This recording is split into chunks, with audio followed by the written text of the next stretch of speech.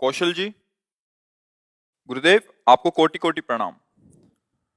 गुरुदेव, भगवान ने मनुष्य को इस संसार में अलग अलग कार्य, जैसे किसी को डॉक्टर, क्रिकेटर, इंजीनियर आदि के लिए भेजा है।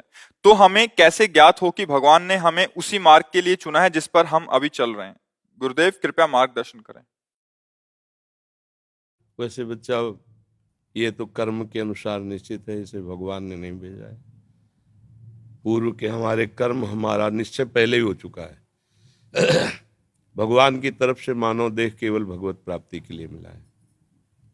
कर्म के अनुसार बहुत पढ़ा लिखा आदमी भी गरीब और बिना किसी व्यापार आदि के भी बहुत निम्न स्थिति में देखा गया, और बहुत ग्रेजुएट पढ़े लिखे, उसने कर्म तो बहुत बढ़िया किया, पढ़ाई एक तरह, लेकिन पूर्व का उसका कर्म बिगड़ा हुआ है, तो उसको कोई उन्नति का चांस नहीं दे रहा है।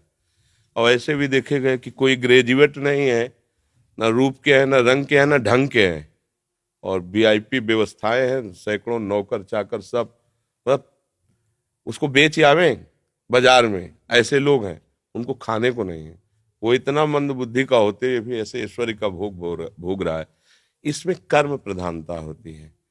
मनुष्य को भगवान ने भेजा है केवल केवल भजन करके भगवान की प्राप्ति कर ले। ये कर्म साइड है, मुख्य है उद्देश्य भगवत तत्व का ज्ञान हो जाना, भगवत प्राप्ति हो जाना। बस इस बात को संसारिक जन नहीं जानते। जैसे बच्चा, तुम बहुत पढ़ लिख करके आखिरी पढ़ाई जिसे कही जाती हो पढ़ लो, बहुत अच्छे पद पे चले जाओ, बहुत रुपया पैसा कमा लो, खूब भोग भोग लो, पर शरीर तो छूटेगा ना एक दिन। ये पता है ना तुम्हें? शरीर छूटेगा ना। जब छूटेगा तो फिर नया जन्म होगा, फिर तुम्हें नए से पढ़ना पड़ेगा, काखा गा गांगा, सारी पढ़ाई बेकार, फिर नए से रुपया कमाना पड़ेगा, फिर नए से सुख सामग्री एकत्रित करनी पड़ेगी, फिर भोगो, फिर मरो, फिर नए से फिर शुरू। ये एक बार नहीं हुआ, करोड़ों बार हो गया है। अभी पहली बार थोड़ी आप आए हो, करोड़ों बार आज। अब की बार हमको ऐसा पढ़ाई पढ़नी है कि जहां से रुके वहीं से शुरू हो। वो है भजन। 100 बार राधा राधा बोला है और शरीर छूट जाएगा, तो 99 पॉइंट से नहीं चलोगे, फिर 100 के ऊपर 1 2 3 100 प्लस, नीचे नहीं उतरना पड़ेगा। अगर आपको थोड़ा ज्ञान हुआ है तो मरने के बाद जब दूसरा जन्म होगा उसी ज्ञान से, तभी देखा जाता बालक होते हुए बड़ी बड़ी भागवतिक बुद्धि, उसका पूरा खजाना जमा है।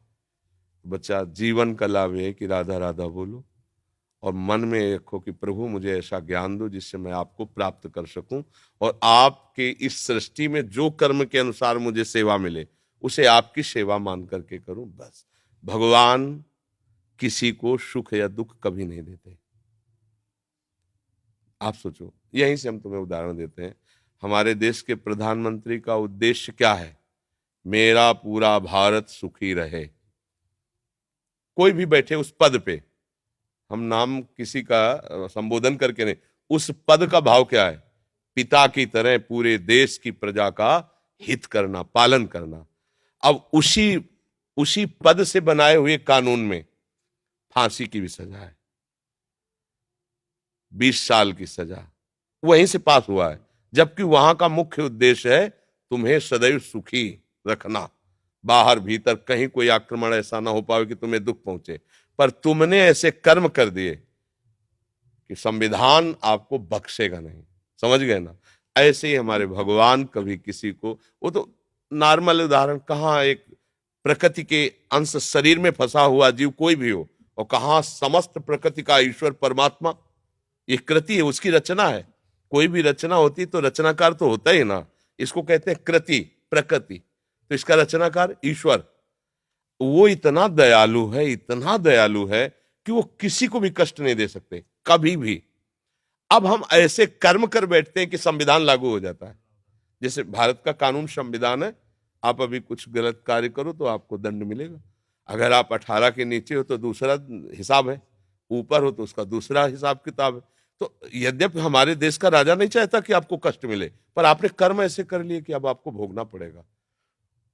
मतलब वही आपके सपोर्ट में खड़ा है और वही आपके पतन में सिद्धांत की रचना की है। तो कर्म हमारे हमको उन्नति और अवनति कराते हैं। लेकिन उन्नति और अवनति में समान भाव ये भजन दिलाता है, ये कर्म नहीं दिलाता। भजन, अगर आप भगवत भाव में हो तो आपके अंदर सुख दुखे समय कृत्वा लाभा लाभो जया जयो, जय और पराजय में, सुख और दुख में, लाभ और हानि में समान भाव रहेगा, ये स्थिति आ जाएगी। और अब हमारा अगला जन्म ना हो, हम भगवान के पास जाए। जैसे अभी परसों हम कह रहे थे कि लोग कहें हमें भगवान की जरूरत क्या है, हमें नहीं चाहिए भगवत प्राप्ति भाई, हमें नहीं चाहिए तत्व ज्ञान। ठीक है, आप अमेरिका क्यों जाते हैं? अच्छा पैसा मिलेगा। अमेरिका से पास हुआ है, ये हमारे पास बहुत बड़ी सर्टिफिकेट है, और हमारा जीवन सुखमय रहे ना, तो हम अपने माता पिता अपने देश को छोड़कर दूसरे देश में किस लिए जाते हैं? सुख के लिए। तो हम ऐसे देश का परिचय दे रहे जहां दुख का प्रवेश ही नहीं है, मृत्यु का प्रवेश नहीं है, अशांति नहीं है। वो लोग कितना सुख होगा जब मरने का भय नहीं। अभी आप कुछ भी करो, मरने का भय लगा है, सुंदर सुंदर सब कुछ मिला है, लेकिन सब छूट जाएगा, हम मर जाएंगे। चाहे जितना घी पिए मर जाएंगे, चाहे जितना बैंक बैलेंस में मर जाएंगे, चाहे जितनी सुंदर पत्नी हो, पति हो, पुत्र, सब छूट जाएगा। धोखे का खेल है कि नहीं? ऐसा एक देश है भगवान का धाम, जहाँ प्रियाजू लालजू विराजमान, वहां न मरना है, न बिछुड़ना है, न कमाया है, न परिवर्तन है, चिदानंद धाम। तो भैया सुख के लिए जैसे हम विदेश जाने की तैयारी करते हैं, ऐसे महासुख के लिए हम निकुंज देश जाने की तैयारी करें। वृंदावन धाम चिदानंद, भाई रामोपासक है अवध धाम साकेतपुरी, शिव उपासक है कैलाश धाम। भगवान अपने धाम में बुलाकर जीव को कृतकृत्य कर देते हैं। इसलिए बच्चा पढ़ो लिखो, कर्म के अनुसार जो उन्नति अवनति मिले उसमें समान भाव रखते हुए नाम जप करो, तो जीवन का लाभ मिल जाएगा। अभी बच्चे हो, शायद हमारी बात ना समझ पा रहे हो, कुछ तो समझ में आती होगी जी।